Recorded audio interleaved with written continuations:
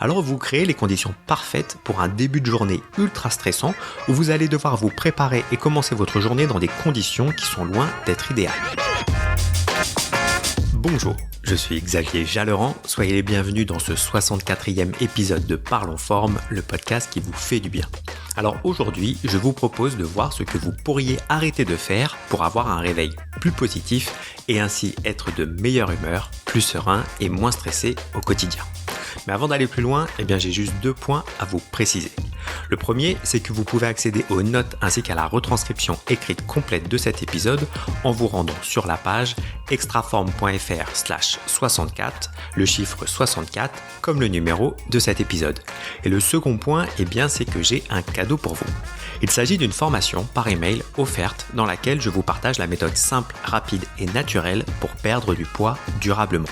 Donc pour accéder à votre formation gratuite, rendez-vous sur la page extraforme.fr/cadeau.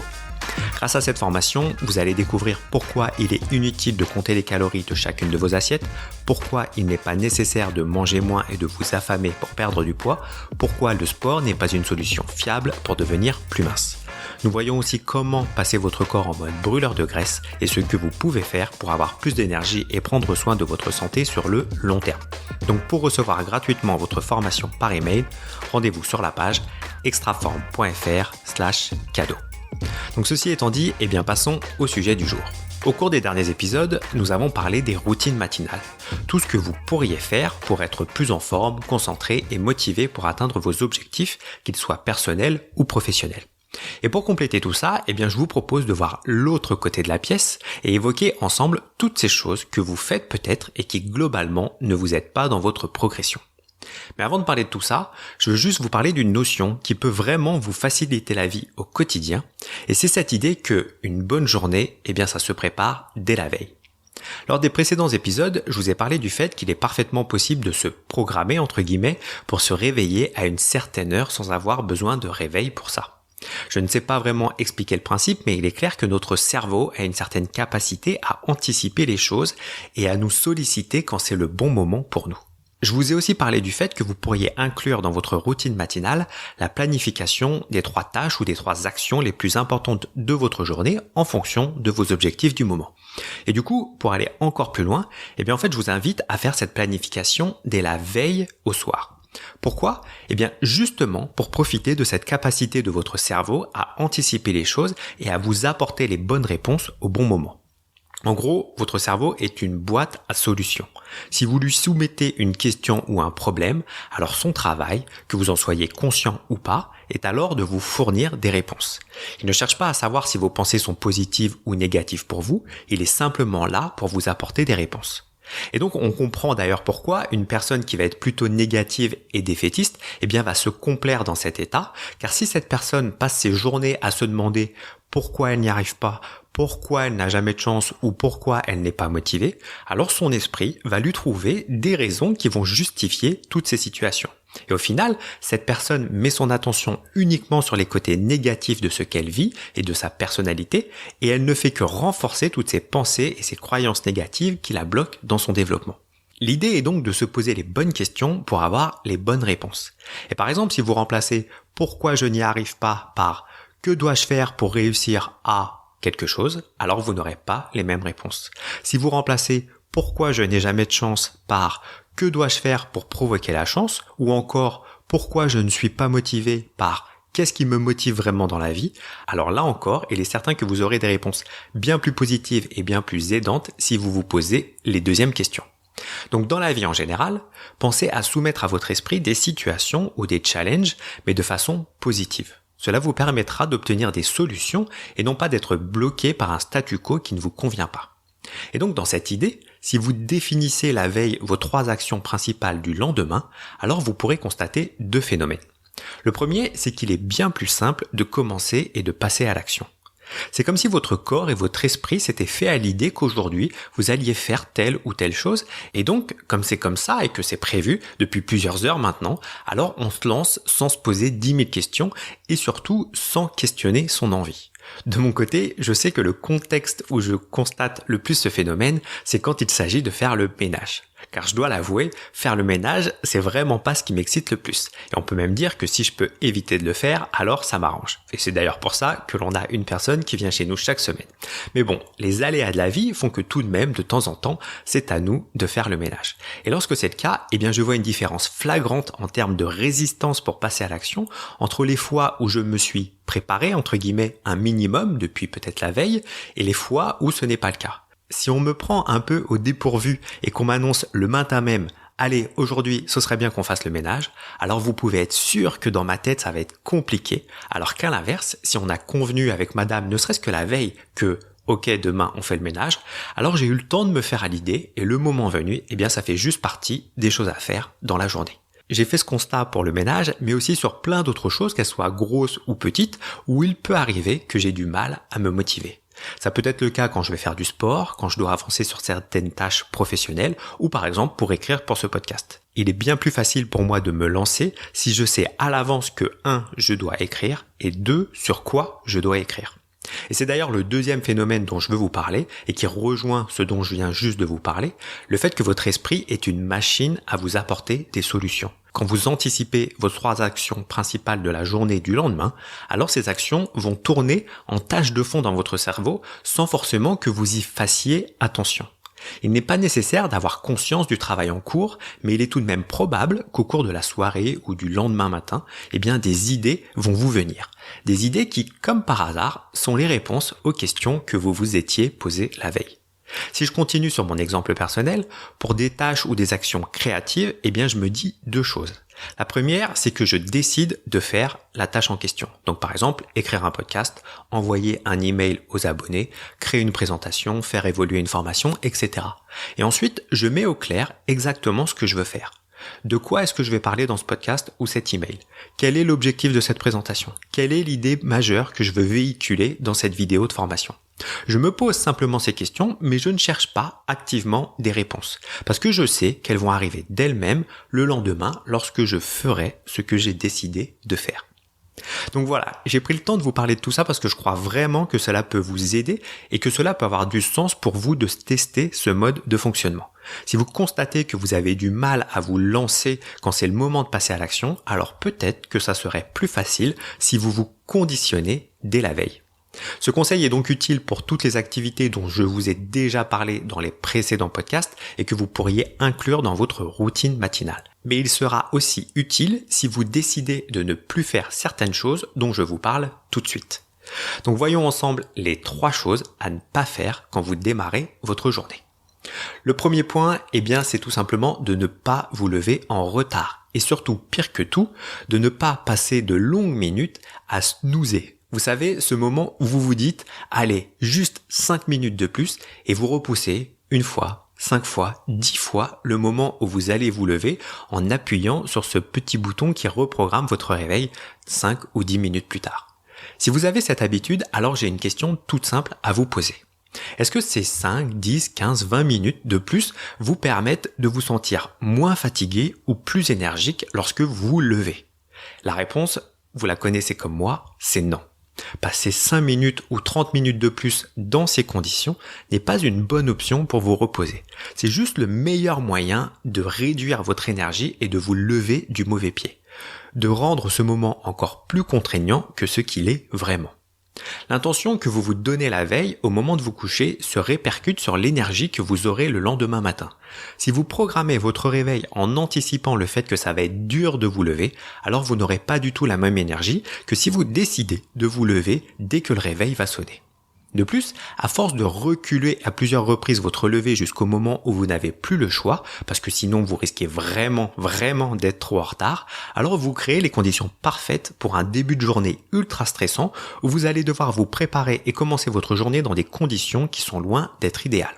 Donc je vous recommande 2 options.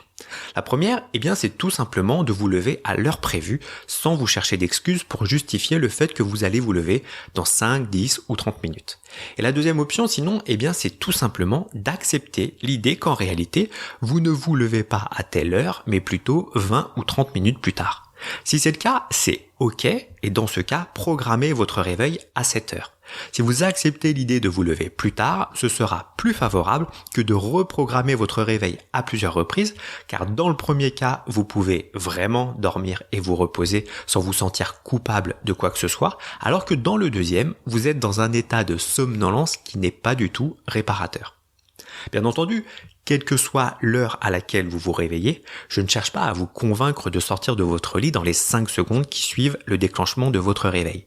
Vous pouvez parfaitement prendre quelques minutes pour vous réveiller en douceur, mais là encore, c'est une question d'intention.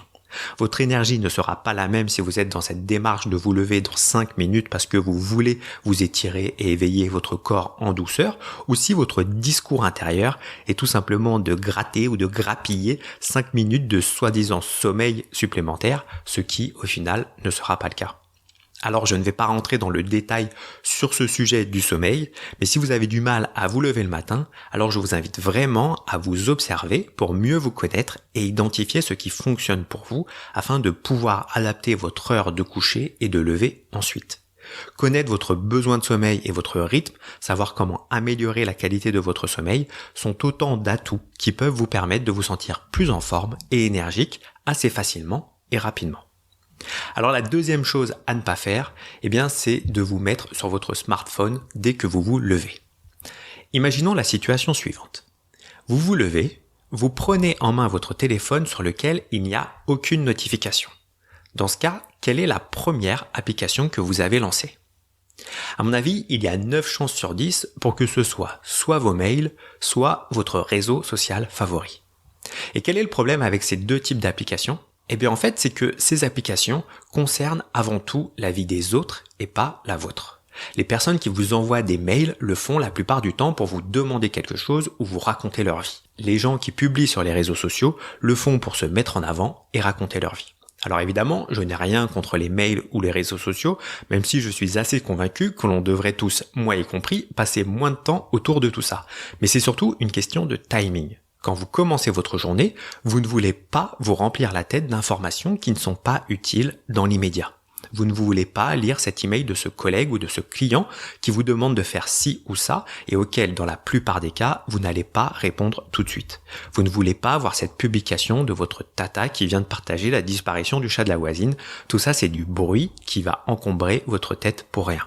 Les premières minutes de votre journée doivent être pour vous et vos besoins pour que vous puissiez vous mettre dans les meilleures conditions pour passer une bonne journée. Plus tard, que ce soit 30 minutes ou 2 heures plus tard, alors vous pourrez vous préoccuper des besoins des autres une fois que vous aurez pensé à vous en premier lieu. Donc vraiment, je vous invite à éviter ça en ne lançant pas ces applications sur votre téléphone avant d'avoir terminé votre routine matinale. Alors après, je sais que c'est parfois compliqué car aujourd'hui, une bonne partie de notre vie est centralisée dans ces petits appareils qui peuvent nous servir de réveil, pour méditer, pour écouter de la musique, pour faire du sport, etc., etc. L'idée est donc vraiment de faire preuve de discipline personnelle pour faire tout ça sans lancer ces autres applications qui sont moins indispensables à ce moment de la journée. Dans mon cas, voici comment je vois les choses. Je ne suis pas accro aux réseaux sociaux, mais par contre oui, je passe probablement trop de temps dans mes emails. Je les consulte trop souvent dans la journée, j'en suis conscient et donc j'essaye d'améliorer ça. Donc maintenant, mon approche est la suivante le matin. Vu que j'aime bien consulter mes mails, alors je ne m'autorise à le faire que si et seulement si j'ai fini ma routine matinale. C'est finalement un peu comme une récompense après avoir pris le temps de faire ma méditation, mon sport et mes étirements. Et une fois que ça c'est fait, alors là, j'ai le droit de consulter mes mails. Et puis au final, c'est assez logique. Vous comme moi, on reçoit beaucoup de mails, ça peut être des questions ou des demandes en général. Et si on lit ces questions, par exemple, avant de faire notre méditation, alors on sait d'avance qu'elles vont venir polluer nos pensées et finalement notre séance de méditation sera bien plus compliquée. Donc au final, faire les choses dans le bon sens, c'est bien plus relaxant, bien plus motivant et bien plus efficace comme ça. Dans la même idée, la troisième chose à éviter est de regarder ou d'écouter les informations.